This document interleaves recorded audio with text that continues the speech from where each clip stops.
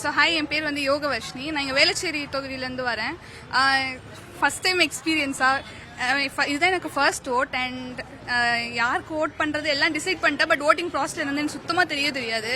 நானும் YouTube channel எல்லாத்துலேயும் பார்க்க ஆரம்பிச்சேன், எப்படி ஓட் பண்ணணும், அந்த இவிஎம் பாக்ஸ் எப்படி இருக்கும், இது எல்லாமே வந்து நான் ஃபுல்லாக யூடியூப் பார்த்துட்டு அதுக்கப்புறம் இங்கே வந்தேன். பட் அந்த அளவுக்கு பெரிய ப்ராசஸ் இல்லை, ஈஸியாக தான் இருந்தது எனக்கு ஃபர்ஸ்ட் டைம் ஓட் பண்ணுறப்போ. கைட் பண்றதுக்கு அப்பா அப்புறம் அம்மா எல்லாம் ஹெல்ப் பண்ணாங்க. ஏன்னா ஃபர்ஸ்ட் டைம் வந்து வேற இது ஸ்கூல்ல ஓட் பண்ணிட்டு வந்துட்டாங்க. ஸோ எனக்கு மட்டும் இங்க தனியா போட்டிருக்காங்க. ஸோ அவங்க வந்து ஈஸி ப்ராசஸ் சொன்னதுனால எனக்கு கொஞ்சம் ஈஸியா தான் இருந்தது போகுது. ஓகே, உள்ள போனோன்னா என்னோட இதுல வந்து கொஞ்சம் ஃப்ரீயா தான் இருந்தது. போய் முதல்ல என்னோட நேம் வந்து கூப்பிட்டாங்க, கரெக்டா அந்த ஓட்டர் ஐடியில இருக்கிறதும் அண்ட் அந்த பூத் ஸ்லிப்ல இருக்கிறதும் எல்லாம் கரெக்டா மேட்ச் ஆகுதான்னு பார்த்தாங்க. தென் வந்து கையில ஒன்று மார்க் பண்ணிட்டு பட்டன் ப்ரெஸ் பண்ண சொன்னாங்க. சவுண்ட் வந்தது அண்ட் வந்துட்டேன். அந்த இது நான் யாருக்கு ஓட் பண்றனோ அந்த சின்னம் வந்து வந்துச்சு. ஸோ அது வந்தோடனே நான் வந்துட்டேன். சரி, ஸோ எப்படி சூஸ் பண்ணேன்னா நிறைய பேர் வந்து சொன்னாங்க, லைக் ஓட் போடுறது வந்து என்னோட இது, நான் இவங்கன்னு நான் ஃபர்ஸ்ட் ஃபிக்ஸ் பண்ணி வச்சிட்டேன். எதுனாலன்னு எனக்கு சரியா தெரியல, எனக்கு இவங்க தான் ஓட் பண்ணணும்னு இருந்தது. அண்ட் அங்கே போய் நிற்கும் போது எனக்கு தெரிஞ்சது ஒரு 5-6 சிம்பிள் தான். ஆனால் அந்த பாக்ஸில் நிறைய சிம்பிள்ஸ் வந்து இருந்தது. ஸோ அது கொஞ்சம் கன்ஃபியூஸ் ஆச்சு. ஒரு பாக்ஸ் தான் இருக்கும், நாங்கள் 2 பாக்ஸ் இருந்தது. ஸோ அது மட்டும் கொஞ்சம் லைட்டாக நர்வஸாக இருந்தது. கரெக்டாக தான் அமுக்க போகிறோமா அப்படின்னு இருந்தது. ஆனால் அவங்ககிட்ட வந்துட்டோம். ஓகே, பேர் வந்து பாலமுருகன், வேளச்சேரி சட்டமன்ற தொகுதி. வாக்களிப்பது வந்து ஒவ்வொருத்தருடைய கட்டாயம். நாளைக்கு வந்து இது சரியில்லை அது சரியில்லைன்னு நீங்கள் நம்ம போய் அவங்ககிட்ட குறை பட்டுக்கூடாது. வீட்டிலேருந்து வந்து ஒரு முறை ஒரு வாக்களிச்சுட்டு 5 வருஷத்துக்கு ஒரு தடவை நடக்கிற இந்த ஜனநாயக திருவிழாவில் ஒவ்வொருத்தரும் யார் யாரெல்லாம் எலிஜிபிளோ முடியும் போது கண்டிப்பாக முடிகிறவங்க தான் சொல்கிறேன். முடியாதவங்களுக்கு ஓகே எக்ஸ்கியூஸ், பட் முடிகிறவங்க 100% வந்து வாக்களிக்கணும். அதுக்காக கவர்மெண்ட் நிறைய செலவு பண்ணுறாங்க. உங்களுடைய கேண்டிடேட்டை நீங்கள் தான் சூஸ் பண்ணணும். நாளைக்கு அது சரியில்லை இது சரியில்லை நம்ம திரும்பி அதையே சொல்லிகிட்டே இருக்க முடியாது. அப்புறம் இது பண்ணலை அதை பண்ணலைன்னு நம்ம சொல்லக்கூடாது. ஸோ அதனால் ஒவ்வொருத்தரையும் நம்ம வந்து கண்டிப்பாக வந்து வாக்களிச்சுட்டு உங்களுக்கு பிடிச்ச அவங்க கொடுத்த அந்த தேர்தல் அறிக்கைகள், தேர்தலெலாம் ஒவ்வொரு கட்சியும் ஒவ்வொரு விதமான தேர்தல் அறிக்கைகள் கொடுத்துருக்குறாங்க. அதில் உங்களுக்கு பிடிச்ச, உங்களுக்கு மனசுக்கு ஒத்து போன தடவை ஓட்டு போட்டவங்க என்ன செஞ்சாங்க, இந்த தடவை ஓட்டு போடுறவங்க என்னென்ன சொல்லியிருக்கிறாங்க, அதெல்லாம் ஒரு கால்குலேஷன் ஒரு மைண்ட் செட்டோடு வாங்க. இவங்களுக்கு தான் நம்ம ஓட்டு போடணும், ஏன்னா அவங்க இதெல்லாம் சொல்லியிருக்காங்க, இதெல்லாம் செய்வாங்கன்னு நம்ம நம்புகிறோம்.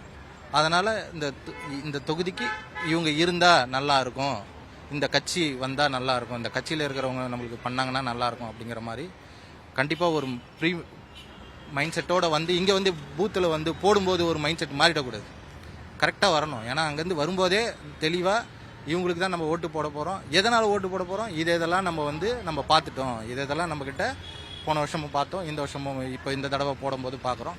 ஸோ ஒரு மாற்றம் வேணும்னா அதுக்குண்டான மாற்றத்துக்கான வழியை தேடி அதுக்குண்டான ஆளுங்களை கண்டுபிடிச்சி அந்த நம்பரில் நீங்கள் வந்து சூஸ் பண்ணணும்.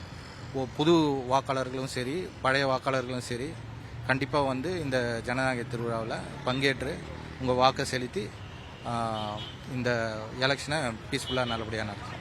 எது உங்களுக்கு வந்து கன்சர்னாக இருக்கும் சார்? லோக்கல் இஷ்யூவா, உங்கள் டிஸ்ட்ரிக்டோடைய பாலிசியா, இல்லை ஸ்டேட் லெவலில் யார் ரூல் பண்ணுங்க, எது உங்களுக்கு கன்சர்னாக இருக்கும்? கன்சர்ன் வந்து இதை நம்மளுக்கு தெரிஞ்சது தான். நிறைய குற்றங்கள், சமூக குற்றங்கள் நடக்குது, அது முதல் கன்சர்ன். ரெண்டாவது வந்து வேலைவாய்ப்பு வந்து ரொம்ப பெரிய கன்சர்ன். நிறைய பேர் படிச்சுட்டு வேலை இல்லாமல் இருக்கிறாங்க, படிச்சுட்டு அவங்களுக்கு உடனே வேலை கிடைக்கல. ஸோ அது வந்து பெரிய கன்சர்ன். அதெல்லாம் அட்ரஸ் பண்ணுறவங்க, அதுக்குண்டான வழியை கண்டுபிடிக்கிறவங்க, அதுக்குண்டான இண்டஸ்ட்ரியை கொண்டு வரவங்க, அவங்களாம் யாருன்னு மைண்டில் யோசித்து இதெல்லாம் செட் ஆகுமா, நம்மளால் முடியுமா, பண்ண முடியுமா. ஏன்னா இத்தனை வருஷமாக நிறைய பேரை பார்த்துட்டோம், நிறைய பேர் நிறைய சொல்லியிருக்கிறாங்க, அதெல்லாம் செஞ்சாங்களா அதை பார்க்கணும்ல. எல்லாரும் சொன்னாங்க, எல்லாம் செஞ்சாங்க, அது செய்யலைல்ல கொஞ்சம் பேர். ஸோ அதனால் இனிமேலாவது யாராவது புதுசாக யாராவது செய்வாங்களா அப்படின்னு யோசித்து அதை கண்டுபிடிச்சி போகணும். ஏன்னா பழைய ஆள் போட்டதே இதுவே செய்ய. அவர் சொன்ன கருத்துங்களாம் ஒரே மாதிரி தான். என்னன்னா இவ்வளோ வருஷம் வந்து ஒரே கட்சி ஆளுங்க தான் இருந்திருக்காங்க, மாற்றி வந்துட்டு இருக்காங்க. புது ஆளுங்களுக்கு யாராச்சும் கொடுத்தாருன்னா ஏதாவது டிஃப்ரென்ஸ் தெரியுதா சொல்லிட்டு பார்க்கறது தான் வந்து இந்த வாட்டி ஓட்டு போட்டது. புதுசாக வந்த கட்சி விட்டுட்டு பல வருஷமாக வந்து வர முடியாமல் கஷ்டப்பட்டு பேசினே இருக்காங்களா, அந்த மாதிரி கட்சிங்களுக்கு சான்ஸ் கொடுத்து என்ன நடக்குதுன்னு பார்க்கறதுக்காக தான். சொல்லும் போது அவருடைய கன்சர்ன் வந்து வேலை வாய்ப்பு, ஆமாம். உங்களுக்கு எது ரொம்ப கன்சர்ன்? வேலை வாய்ப்புங்க. நாங்கள் ஏன்னா இப்போது இங்கே இருக்கிற யங்ஸ்டர்ஸ்க்கு பிஇ படித்தவங்களாம் ஸ்விக்கியில் ஓடிட்டுருக்காங்க. ஸோ அவங்களுக்குலாம் வேலை வாய்ப்பு இல்லை. கவர்மெண்ட்டில் ஜாப் கிடைக்கிறது ரொம்ப கஷ்டமாக இருக்குது.